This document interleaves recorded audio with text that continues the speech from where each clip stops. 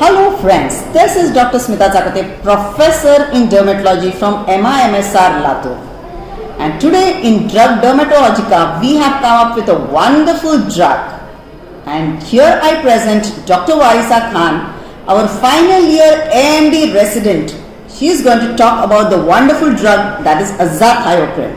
Though azathioprine was not primarily used in dermatology, it was primarily used in organ transplant patients. So we would like Dr. Warisa to highlight on this drug. Yes, Dr. Warisa, could you tell us something about azathioprine and its history? So basically azathioprine, it is an immunosuppressant and anti-inflammatory drug. It was synthesized in 1959 for the first time. And then in 1960s and 1970s, it got all the popularity because it's used in organ transplantation. And during that time only, people have discovered its use in dermatology, and they started its use from 1980s onward. And something more about azathioprine, if you could tell us in regards to the pharmacology and how it gets absorbed. Yeah, so we will start with pharmacology. We have few highlights with it. First is bioavailability. It has a very high bioavailability. It is more than 88%. It has 33% of protein binding capacity, and its peak plasma level reaches in 1 to 2 hours, and it has half-life of 5 hours. And its maximum immunosuppressant activity we can see in 8 to 12 weeks. Wonderful. That was a good information. Yes, Dr. Warisa, can you tell us the mechanism of action of azathioprine once it enters into the intestine? Where exactly does it go and what happens to it? Yeah, ma'am, sure. As I told, the bioavailability of azathioprine is more than 88%. So after entering to the blood vessels, it goes inside RBCs where 3 enzymes decide its fate. Enzyme is HGPRT. The main active metabolite is produced through this enzyme, which is 6-TG and 6-TG metabolites. The other 2 enzymes, which are xanthine oxidase and TMPT, degrades azathioprine to inactive metabolites. So the importance of these 2 enzymes has in its toxicity. If any one of these enzymes is not working or absent or reduced, so the active metabolite will be produced more in amount, and this will lead to more immunosuppression and more myelosuppression. So basically it's going to lead to its toxicity.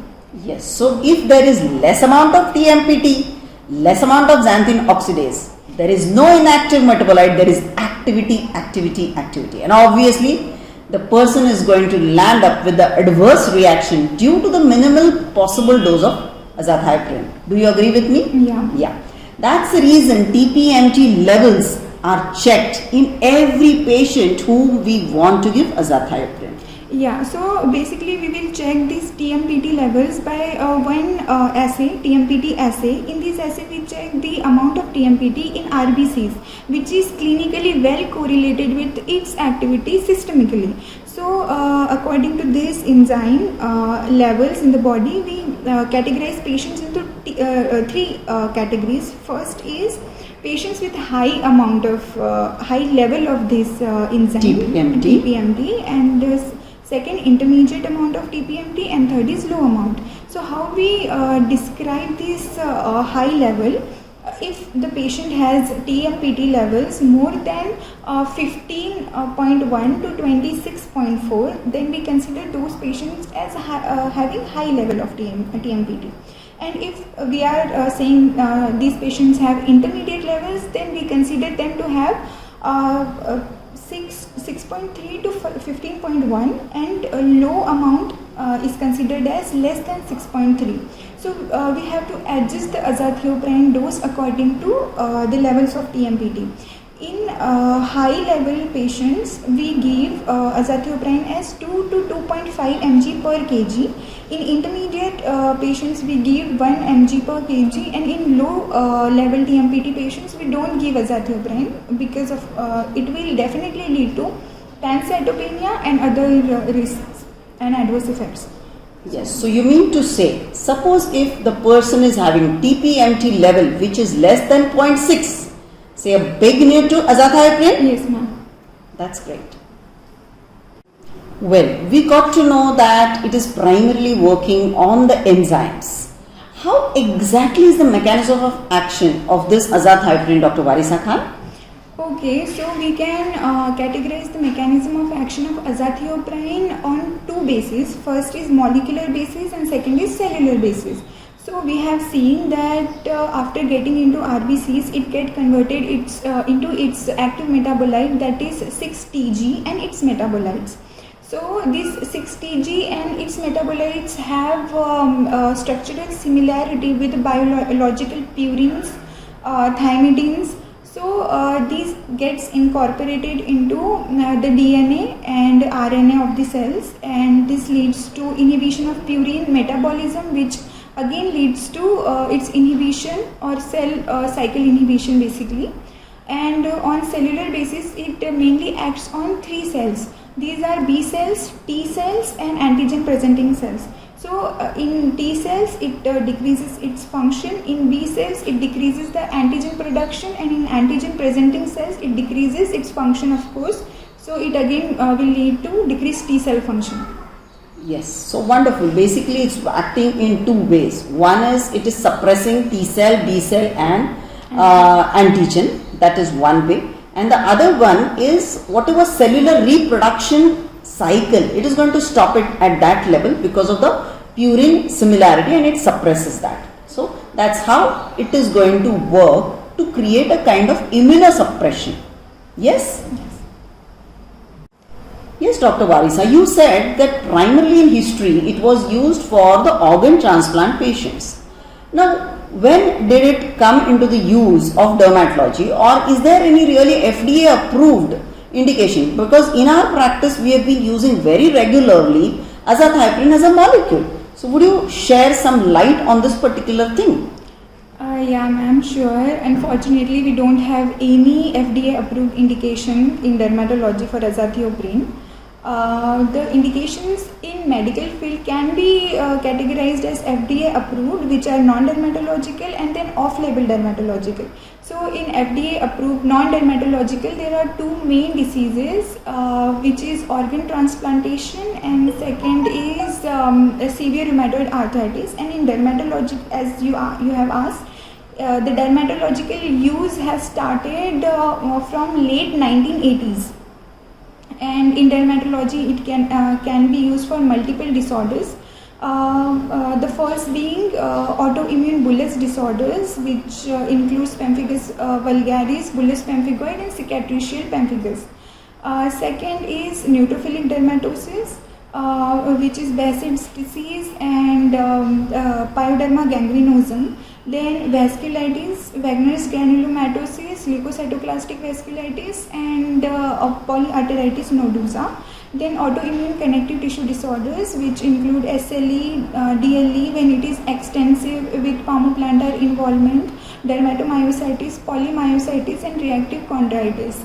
And it can also be used in dermatitis and papilloscomus disorders such as lichen planus, psoriasis, contact dermatitis, atopic dermatitis. It can also be used in disorders such as sarcoidosis and erythema multiforme. So there are plethora of indications, like autoimmune disorder is the primary thing when it comes to autoimmune bullous disorder or connective tissue disorders or dermatitis as well and vasculitis. So that was really wonderful piece of information. Yes, since we spoke about indications, I would like to know how do we go about with the patient's follow-up, how do we monitor this drug?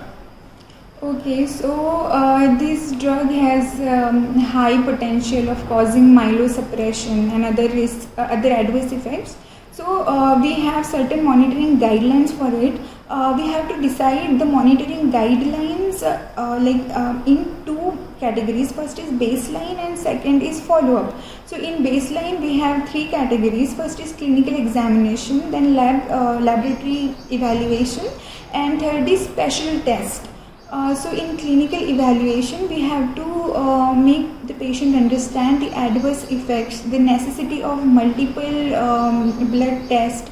We have to discuss the alternative options for the patients. We have to evaluate his whole skin and of course disease and its severity, and we have to tell the teratogenic effect of the drug, and we have to counsel the patient for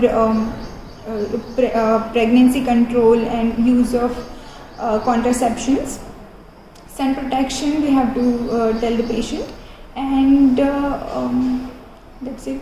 Blood parameters? Blood parameters. Right. And in lab diagnosis we have to do the pregnancy test, and second we have to do LFT because the liver function is deranged if we give the patient azathioprine for a long period.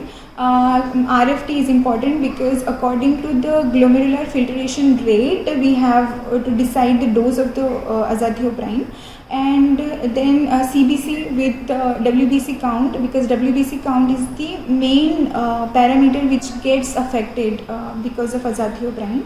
And in special test we can do TMPT, and it is very much recommended to do it before starting the treatment. And in follow-up, we can divide the evaluation as clinical evaluation, laboratory evaluation, and special test. In clinical evaluation, we have to do annual clinical evaluation of the patient, especially for squamous cell carcinoma and lymphoma. In laboratory test, initially bi-weekly, we can do CBC with platelet count and WBC count. And this bi-weekly we have to do for 2 to 3 months, and after that we can do this test, laboratory evaluation, after 2 to 3 months. And in special test we don't have to do it again and again once we have done it before starting the treatment. Yes, so primarily first time when the patient comes to our clinic and we decide to put them on azathioprine, the first thing is she a married lady? So that is the first criteria. Is she in childbearing age group? If any one of these are there, we'll have to go in for pregnancy test. Once that is ruled out, the next comes is CBC, LFT, renal function. And once this is also done, then what we need to check is TPMT assay. So this is a basic guideline before we start azathioprine. Once we start it, then it is going to be once in 2 weeks we are going to do the basic profile. But renal function and liver function you need not repeat, and special test also you need not repeat. And if the TPMT assay is definitely less, we are going to say a big no to azathioprine. Yes? Any drug, when it is indicated, there is always the other side of the coin which we'll have to check. Is there any contraindication, or some patient we cannot give? What is the contraindication for this drug? Okay, for azathioprine we have few contraindications. We can divide these into relative and absolute. So in absolute contraindication, the first condition is if the TMPT level is less than 6.3, then we cannot give it.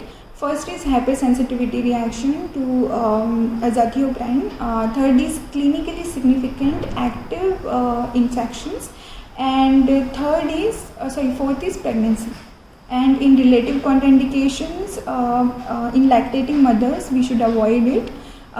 Second is if we are giving allopurinol or febuxostat, we should avoid it, and or we should adjust the dose according to the given guidelines. And if patient has the history of previous alkylating agents such as cyclophosphamide, we should avoid giving azathioprine. So these were the contraindications, which was very well highlighted by Dr. Varisa. The drug has its own adverse effects. Can you highlight on that? Yeah, sure. The most important adverse effect related to azathioprine is myelosuppression. It can lead to leukopenia, thrombocytopenia, or pancytopenia. Pancytopenia is very rare, but it can occur in patients who has low TMPT level. Second is carcinogenesis. We should specifically look for squamous cell carcinoma and lymphoma. In that, specifically non-Hodgkin B cell lymphoma.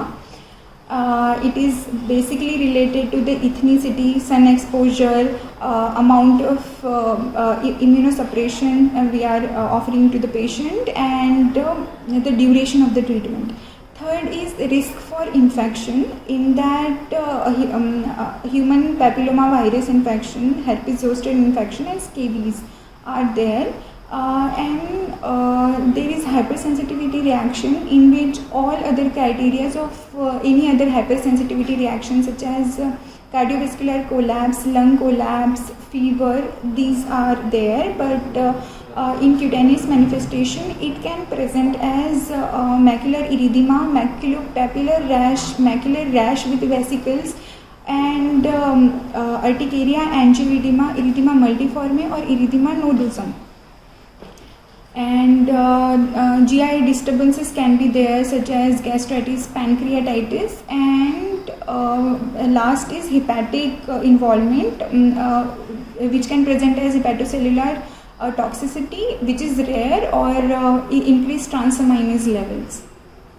Yes, so definitely there is a plethora of adverse reactions, mainly being the myelosuppression, which we have to really take care, and it's a teratogenic drug. So whenever as a postgraduate student or maybe as a youngster, if you want to start azathioprine, please be very careful in history taking. It's very, very important that this basic history is going to really help you in the long way, because every drug can act as a miracle or it can act as a disaster. So it's my request to you to know about these drugs, as we have already given you a take home back message, where you can use it, when you can use it, how you can use it, and where not to use it. So I think azathioprine has definitely great place in dermatology, because there are plethora of conditions where we can use in autoimmune conditions primarily, and it's a wonder drug. I've seen in my last 20 years of my practice, it's a really wonderful drug. So if you like this drug Dermatologica, our own series, if you would like to listen as a podcast or as a YouTube video, definitely share with your friends who can just have a quick summary of the drugs. And this is definitely going to motivate us and bring us wonderful series of drugs for you. This is just a beginning, so keep sharing the video and the podcast. Have a great day. God bless everyone. Thank you. Thank you, Dr. Varisa. Thank you, ma'am.